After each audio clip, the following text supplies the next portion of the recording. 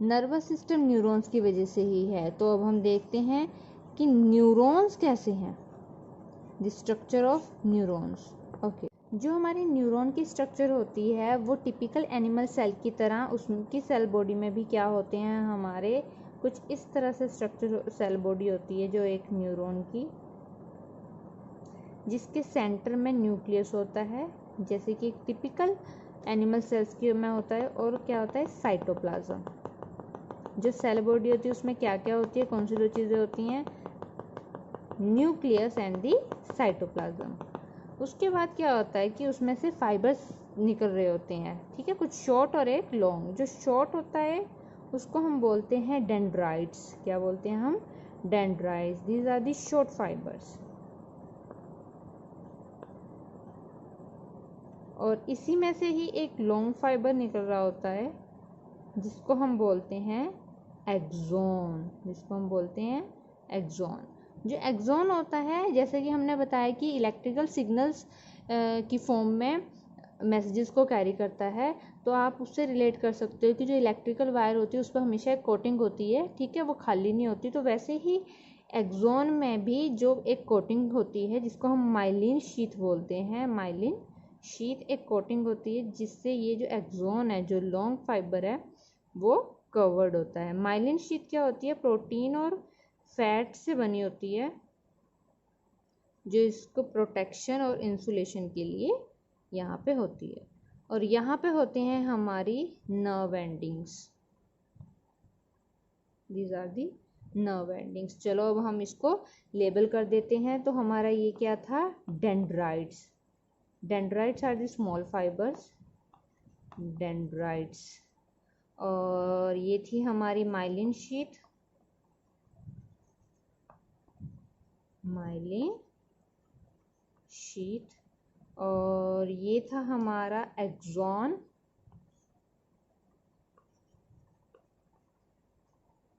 और ये है हमारा nucleus,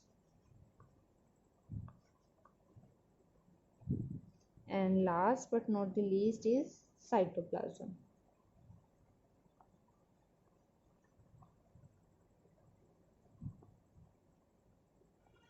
cytoplasm, okay, this is the structure of neuron. Cell body present होती है जिसमें साइटोप्लाज्म एंड न्यूक्लियस होता है, और स्मॉल फाइबर्स होते हैं जो stretched out, that are the stretch out, जहाँ से निकल रहे होते हैं, डेंड्राइट्स कहते हैं उनको। और एक होता है हमारा एक्सॉन जिस पे एक माइलिन शीट से वो कवर किया होता है, और these are nerve endings. Okay, this is the structure of neuron. जैसे कि इस डायग्राम में आपको क्लियर हो रहा होगा कि हमारे 3 टाइप ऑफ न्यूरॉन्स है। जो फर्स्ट टाइप ऑफ न्यूरॉन है that is are sensory neuron. जो सेंसरी न्यूरॉन होते हैं वो हमारे सेंस ऑर्गन से, यानी कि रिसेप्टर से मैसेज को लेके जाते हैं नर्वस सिस्टम तक।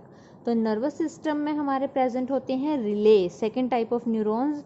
जो रिले न्यूरॉन्स होते हैं that are like of link, जो लिंक की तरह काम करते हैं। सेंसरी न्यूरॉन और मोटर न्यूरॉन्स के बीच में लिंक का काम करते हैं। They are present in the nervous system, चाहे वो स्पाइनल कॉर्ड है या फिर ब्रेन है।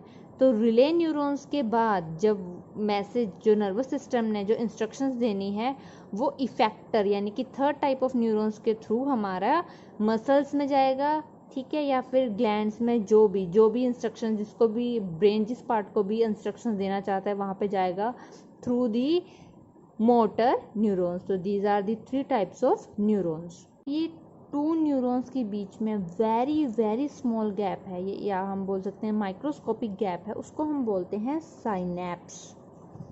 हम उसको बोलते हैं साइनैप्स। तो ये क्या है, हमारा माइक्रोस्कोपिक गैप है, माइक्रोस्कोपिक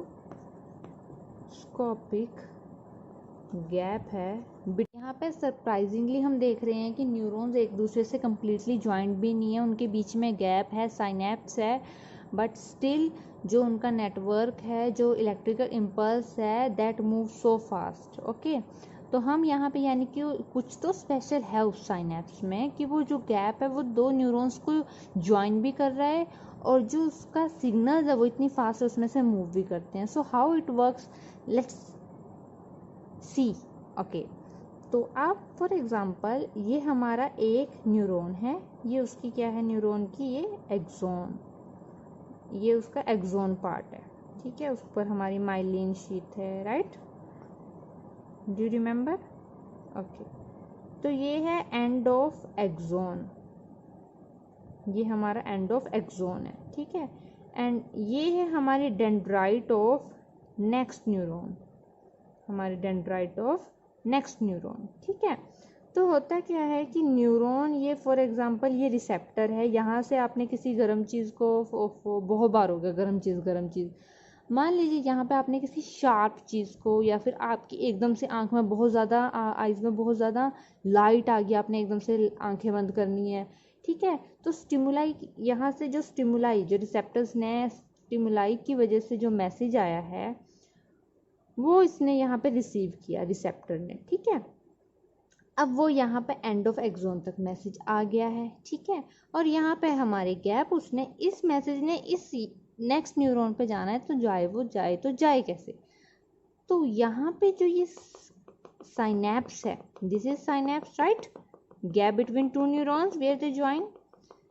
तो यहाँ पे केमिकल सब्सटेंस रिलीज करता है। नाउ अब वो electrical impulse through transmitter, neurotransmitter substance की वजह से वो नेक्स्ट न्यूरॉन तक पहुँच गई है, ठीक है। और नेक्स्ट जैसे ही ये डेंड्राइट से फिर एक्सॉन और सेल बॉडी, फिर डेंड्राइट्स, ऐसे ही क्या होगा, वो नेक्स्ट टू नेक्स्ट न्यूरॉन, ठीक है, ऐसे ही ट्रैवल करेगी with the help of neurotransmitter substance that is present in the synapse, the small gap present between the two neurons where they join। और ये प्रोसेस तब तक चलता रहेगा जब तक ये इम्पल्स, जो इलेक्ट्रिकल इम्पल्स है, जो ये मैसेज है, रिसेप्टर से नर्वस सिस्टम तक नहीं पहुंच जाता। और इन द सेम वे, इसी तरीके से मैसेज रिसेप्टर से नर्वस सिस्टम तक जाता है, ऐसे ही रिले न्यूरॉन्स में भी ऐसे ही ट्रांसफ़र होता है मैसेज। और रिले न्यूरॉन्स के बाद जब इफेक्टर्स में, यानी कि मोटर न्यूरॉन्स में ही सेम वे से ही ये मैसेज ट्रांसफ़र होता है, ये साइनेप्स की वजह से, ठीक है। न्यूरोट्रांसमीटर सब्सटेंस की एक और स्पेशलिटी है जिसकी वजह से हम बोलते हैं कि जो ये साइनेप्स है ये क्या है, वन वे वॉल्व, इसको वन वे वॉल्व भी कह सकते हैं। It act as one way valve, जो साइनेप्स है। Why it act as one way valve?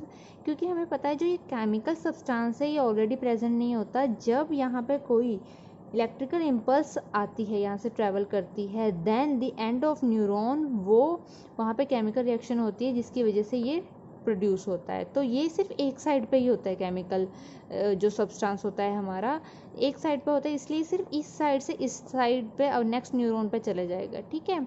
One way की सेकंड इसका बेनिफिट ये भी है कि ऐसा नहीं हो सकता कि ये इसकी एक main direction fix. One way valve हम क्यों कह रहे हैं? This is because the chemical substance is present on only one side of the gap, one side में ही प्रेजेंट होता है। ड्यू टू दिस, इसी की वजह से क्या होता है कि जो नर्व इम्पल्स है वो through a particular set of neurons can go across only from one side, ठीक है, वो एक ही साइड से उस तरफ जाती है। क्योंकि हमारा केमिकल सब्सटेंस एक ही साइड प्रेजेंट है, तो जो हमारी जो इलेक्ट्रिकल इम्पल्स है वो फ्रॉम वन साइड, एक तरफ से ही दूसरी तरफ जा सकती है।